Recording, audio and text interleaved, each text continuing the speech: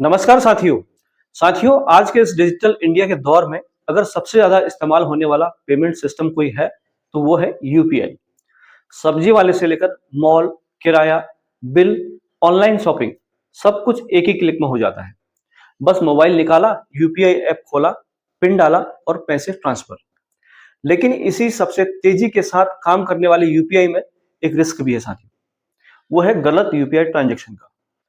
आप जरा सोचिए कि आपने जल्दबाजी में किसी को पैसे भेजने थे, नंबर या यूपीआई आईडी गलत डाल दी, या फिर सामने किसी और का नाम आया और आपने बिना चेक किए ही पिन डाल दिया, पैसे अकाउंट से कट गए और स्क्रीन पर दिखा पेमेंट सक्सेसफुल, लेकिन नाम किसी और का।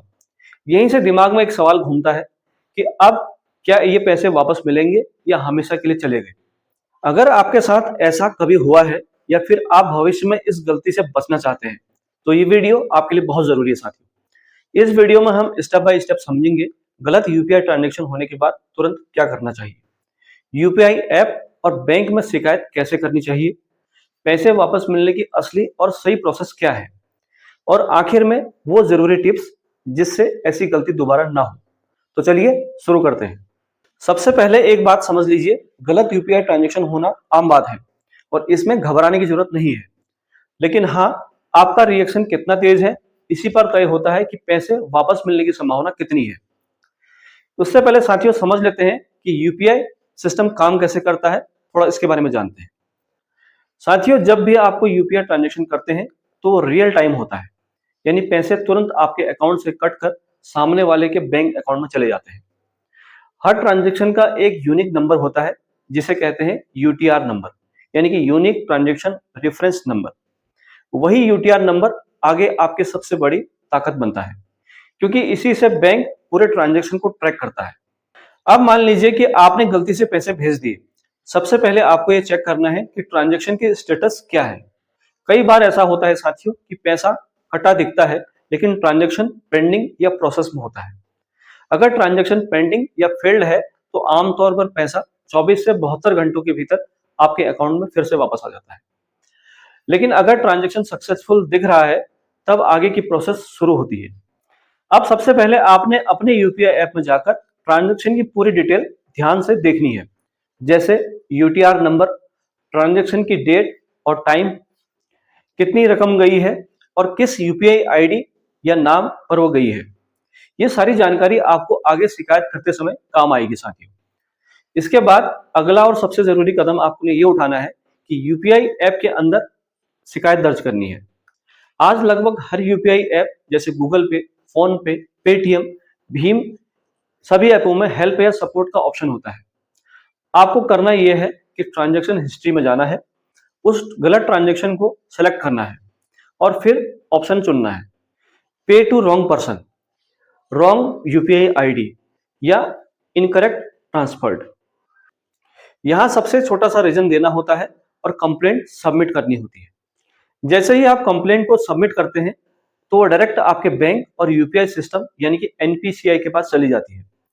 ये स्टेप बहुत जरूरी है क्योंकि बिना ऑफिशियल कंप्लेंट के आगे की कोई भी प्रोसेस नहीं होती है। साथियों, आप सिर्फ यूपीआई ऐप में शिकायत कर देना ही काफी नहीं होगा। इसके बाद आपको अपने बैंक से तुरंत संपर्क करना चाहिए। आप अपने बैंक के कस्टमर केयर नंबर पर कॉल कर सकते हैं या अगर संभव हो तो अपने नजदीकी ब्रांच में जाकर भी शिकायत दर्ज करा सकते हैं। बैंक को आपको ये चीजें देनी होती है, जैसे यूटीआर नंबर, ट्रांजैक्शन का स्क्रीनशॉट, डेट और टाइम, और ये बताना होता है कि पैसा गलत अकाउंट में चले गए हैं। इसके बाद आपका बैंक क्या करता है, आपका बैंक सामने वाले बैंक से संपर्क करता है साथियों और रिसीवर से पैसे वापस करने की रिक्वेस्ट भेजता है। यहाँ एक बहुत जरूरी और सच्ची बात समझना जरूरी है साथियों, बैंक रिसीवर की परमिशन के बिना उसके अकाउंट से पैसा नहीं काट सकता।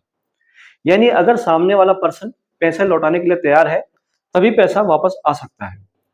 अच्छी बात यह है कि कई मामलों में लोग पैसा लौटा भी देते हैं, खासतौर पर जब उन्हें पता चलता है कि पैसा गलती से आया है। कई यूपीआई ऐप में रिसीवर का नाम या मोबाइल नंबर का कुछ हिस्सा दिखता भी है साथियों।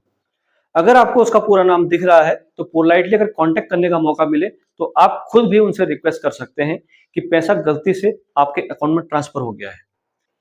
अब मान लीजिए कि आपने यूपीआई ऐप और बैंक दोनों जगह आपने शिकायत कर दी, लेकिन कई दिन बीत गए और कोई भी एक्शन नहीं हुआ। ऐसे में अगला लेवल क्या है?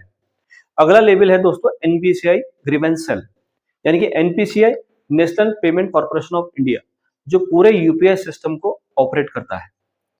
एनपीसीआई की ऑफिशियल वेबसाइट पर जाकर आप ग्रीवेंस एंटर कर सकते हैं, जहां आपको bank, UPI app, UTR number और पूरा इशू बताना होगा। अगर इसके बाद भी बैंक या यूपीआई ऐप सही से रिस्पॉन्ड नहीं कर रहा है, तो आपके पास आखिरी और सबसे पावरफुल ऑप्शन होता है, वो है आरबीआई बैंकिंग ओम्बुड्समैन। यानी कि आरबीआई का बैंकिंग ओम्बुड्समैन सिस्टम उन लोगों के लिए है जहां बैंक या फाइनेंशियल इंस्टीट्यूशन कस्टमर की शिकायत का समाधान नहीं करते हैं, तो आप इनसे शिकायत कर सकते हैं। यहाँ कंप्लेन ऑनलाइन फ्री में दर्ज की जा सकती है और इसके बाद बैंक पर जवाब देने का प्रेशर बनता है। साथियों, आप सबसे बड़ा सवाल कि पैसा वापस आने में कितना समय लगता है, इसका कोई फिक्स टाइम नहीं है साथियों। कभी कभी 2 से 3 दिन में पैसे वापस आ जाते हैं, तो कभी कभी 2 से 4 हफ्ते तक भी लग सकते हैं। लेकिन एक बात तय है साथियों, जितनी जल्दी आप कंप्लेन करेंगे उतनी ही जल्दी पैसे वापस मिलने की पॉसिबिलिटीज बढ़ जाती है। अब लास्ट में बात करते हैं सबसे जरूरी हिस्से की, कि इस गलती से हम कैसे बचें। सबसे पहला नियम साथियों ये है कि कभी भी जल्दी में यूपीआई पिन मत डालिए। दूसरा, हमेशा रिसीवर का नाम ध्यान से पढ़िए। अगर नाम मैच नहीं करता तो ट्रांजैक्शन कैंसिल कर दीजिए। तीसरा, पहली बार पैसा भेजते समय अगर अमाउंट बड़ा हो तो 1 या 10 रुपए भेजकर कंफर्म कर लीजिए।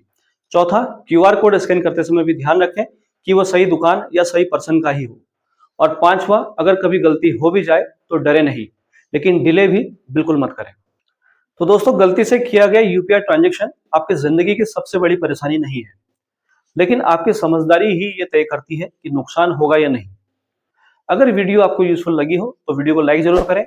चैनल पर पहली बार हैं तो चैनल को सब्सक्राइब करें और इस वीडियो को अपने दोस्तों और परिवार के साथ शेयर करें, ताकि वो भी ऐसी गलती करने से बच सके।